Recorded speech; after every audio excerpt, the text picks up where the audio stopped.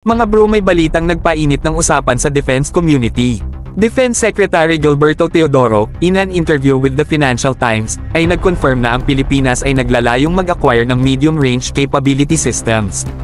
Pero teka, hindi lang basta-basta yan mga bro, pinag-uusapan dito ang mga malalakas na missile system na kayang magbigay ng tunay na deterrence laban sa mga aggressor. Ang usap-usapan, ang US-made Typhoon Mid-Range Capability, MRC, missile system na na-deploy sa Pilipinas noong April 2024. So kung iniisip nyo na dumaan lang yan, nope, it's still here, serving as a silent but powerful reminder na hindi tayo basta-basta. Pero mga bro, hindi lang sa Typhoon MRC nakatuon ang tingin natin. May chismis na baka tumingin din tayo sa ibang bansa na pwedeng mag-supply ng similar capability. Alam nyo ba mga bro, ang Typhoon MRC ay hindi biro. Gamit nito ang SM-6 missile na may range na 400 kilometers at ang legendary Tomahawk cruise missile na kayang umabot ng 1,600 kilometers. Pero eto ang malaking tanong, kaya ba ng budget natin?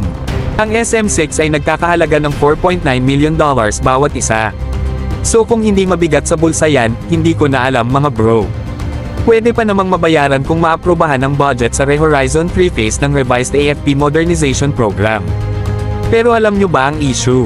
Hindi lang sa presyo, ang export controls. Ang SM-6 ay exclusive, gamit lang ng US, Japan, at Australia.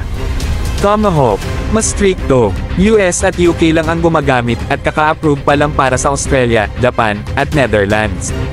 So kahit major no NATO ally tayo, malaking hamon pa rin kung maa-approve ba ang export nito sa atin. Hindi natin pwedeng kalimutan ang mga ibang opsyon mga bro. Nandyan ang India, South Korea, Israel, at Turkey na may mga sariling missile systems na pwedeng i-modify para sa atin.